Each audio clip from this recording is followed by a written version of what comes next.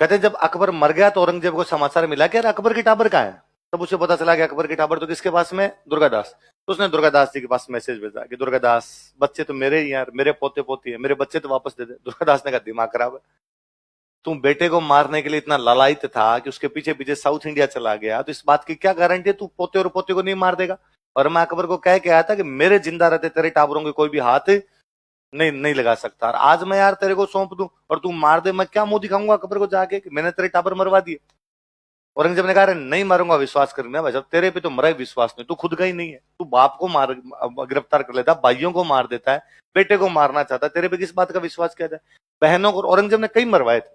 तो वो तो औरंगजेब, मैं कहता मुगल राजकुमारियों की शादी नहीं होती। तो औरंगजेब की एक बहन थी रोशनारा, क्या नाम था, रोशनारा बेगम नाम करके एक बहन हुआ करती थी। तो रोशनारा का जो महल था, तो अक्सर जो ये राजकुमारियों के महल होते वहां पे हिंजड़ों की पोस्टिंग की जाती, वहां पे सब वो लगाए जाते एकदम। तो वहां रोशनारा बेगम ने कोई 2-4 बंदों की पोस्टिंग कर ली उधर। औरंगजेब को इस बात का पता चला कि उस महल में आदमी रहते हैं, उन आदमियों को बुलाया, उनको बर्फ पे सुलाया और बर्फ पे सुला के उनके नाखून निकाले उस आदमी और किलें ठोकी नीचे, तुमने बड़े मजे लिए हैं उधर। फिर रोशनारा बेगम को देता है जहर, अपनी सबसे प्रिय बहन को उसने जहर देके मारा था। तो कहा तेरे तो भरोसा तो है नहीं यार, तू किसी को मार दे। तो औरंगजेब के दरबार में अपने एक मारवाड़ के राइटर थे ईश्वरदास नागर, औरंगजेब ने इनको कहा ईश्वरदास जी को, यार ईश्वरदास जी समझाओ यार इस दुर्गादास को, टाबर तो दे यार मेरे। ईश्वरदास जी यहां पर आए और ईश्वरदास जी ने आके कहा कि भाई औरंगजेब, और भाई दुर्गादास, औरंगजेब ने मुझे भेजा है, टाबर तेरे तो है नहीं, उसके पोते पोते उसका खून है, उनको दे दे। दुर्गादास ने सेम बात की, ईश्वरदास जी समझदार आदमी यार, आपको औरंगजेब पे विश्वास होता है क्या? उनका मुझे है विश्वास, नहीं मारेगा, इतना मैं तेरे को गारंटी देता हूं। तो यार बेटे को मारना चाहता था, पोते पोते कैसे छोड़ देगा? अरे का मूल से ब्याज प्यारा होता है, मूल से ब्याज प्यारा होता है, प्रिंसिपल से इंटरेस्ट ज्यादा अच्छा लगता है। और अपने घरों में देखते हैं कि दादा दादी अपने पिताजी से भले लड़ ले, लेकिन टाबरों से, पोते पोती से कभी भी लड़ते छोड़ते थे, तब पापा मम्मी भी पीटते, तब बचाने वाले कौन होते? तो दादा दादी का पोते पोती में हमेशा लगाव रहता ही है। तो हमेशा गांव में कहते हैं कि मूलधन से ज्यादा प्यार क्या हो जाता है? ब्याज प्यारा हो जाता है।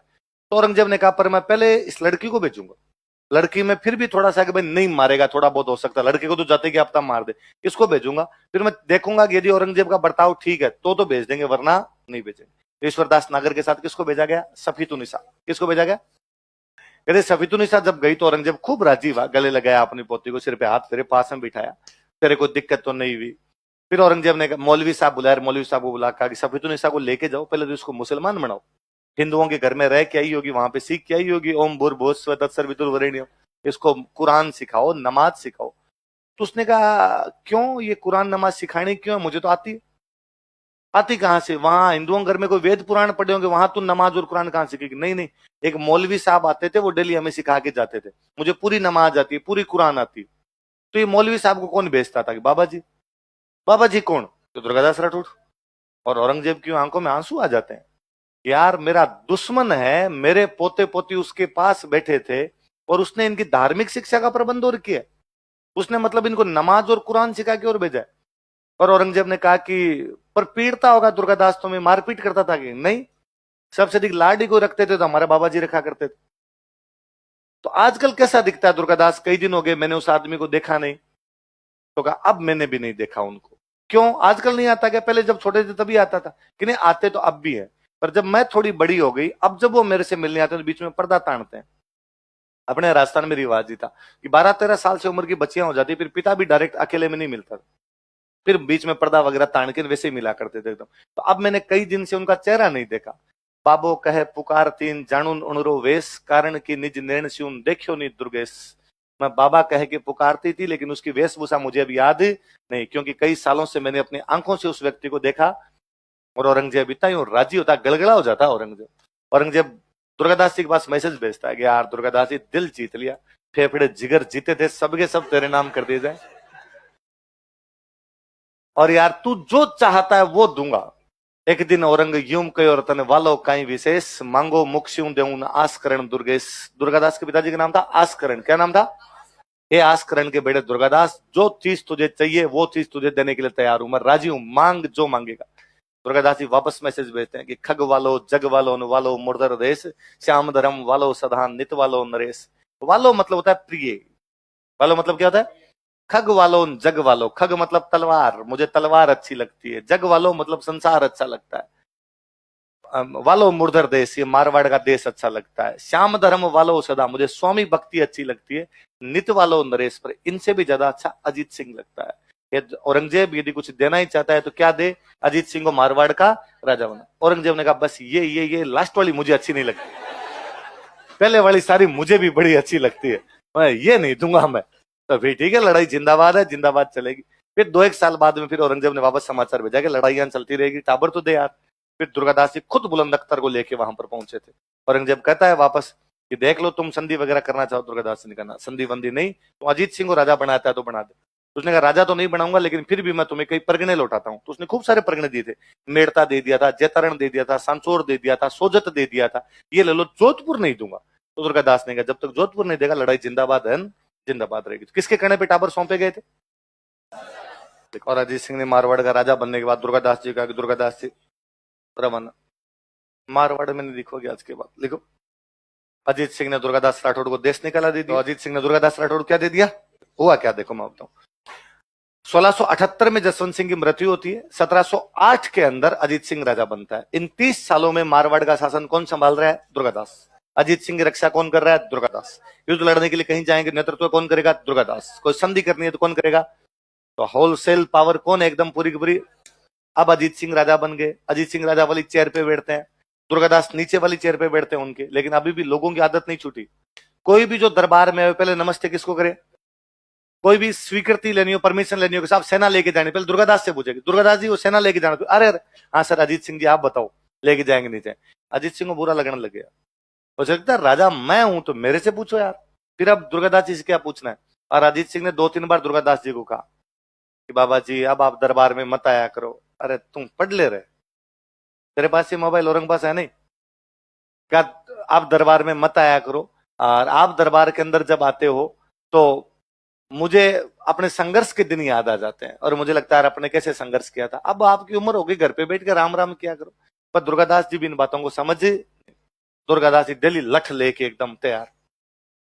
कई दिन आज दुर्गादास जी जब घर गए तो अजीत सिंह ने उनके लिए मथिरा भेजा। क्या भेजा?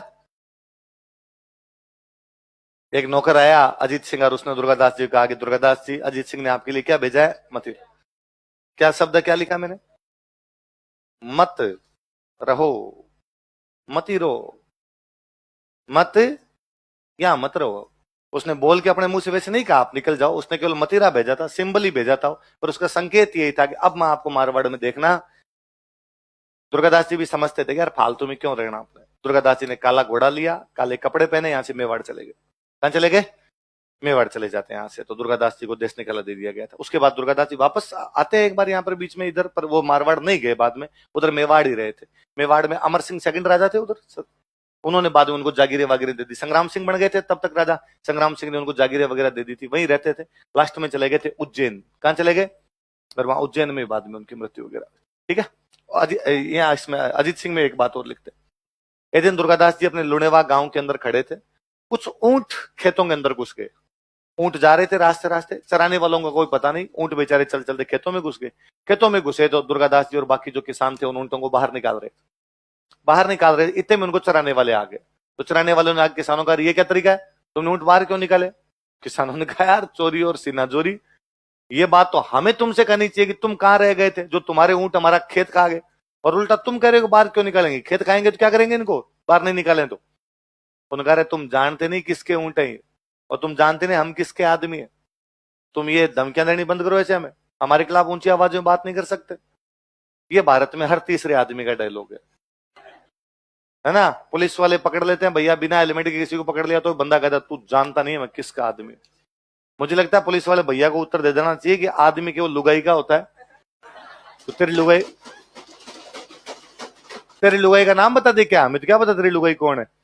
पर भारत में हर आदमी धमकियां ऐसी देता है। उन्होंने कहा तुम जानते नहीं हम किसके आदमी, हम महाराजा जसवंत सिंह के आदमी है, और ये महाराजा जसवंत सिंह के ऊंट है।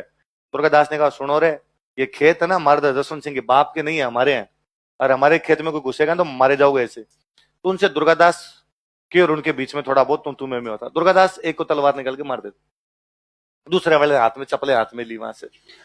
दूसरे वाला जसवंत सिंह जी के दरबार में गया, उसने कहा साहब हम तो रास्ते रास्ते जा रहे थे ऊंट लेके, एक लड़का खड़ा खड़ा आपको गालियां निकाल रहा था, हमने जाकर राजा है राजा को गालियां नहीं निकालते, उसने और गालियां निकाली, और हमने जब विरोध किया तो उसने एक बंदा मार दिया और मुझे भाग के आना पड़ा। जसवंत सिंह ने कहा मेरे राज्य में कोई मुझे गालियां निकाले, मेरे बंदों को मार दे, पकड़ के लाओ रे। अगले दिन दरबार में जसवंत सिंह जी बैठे हैं, पास में मंत्री संतरी आस्करण जी एकदम पास में बैठते हैं, दुर्गादास को पकड़ के लेके गए वहां से। अच्छा, आस्करण जी ने बता नहीं रखा कि मेरा एक रानी एक बेटा और है, जानकारी भी नहीं दे रखी कोई। जाते पूछा क्या नाम है तेरा, तो दुर्गादास पिताजी क्या नाम है, उसने कहा जो इधर बैठे हैं ये कौन है। जसवंत सिंह ने आस्करण की तरफ देखा तो आस्करण जी ने नीचे कर दिया। साहब कई बार ऐसी औलाद पैदा हो जाती है, मैं तो इनको साथ ही नहीं रखता, ऐसी इसकी मम्मी है, ऐसा ही ये, जो दंड देना वो दो, आपको खुली छूट है। और ऐसे खुली छूट वाले डायलॉग आप में से जो जो गांव के अंदर पड़े हैं,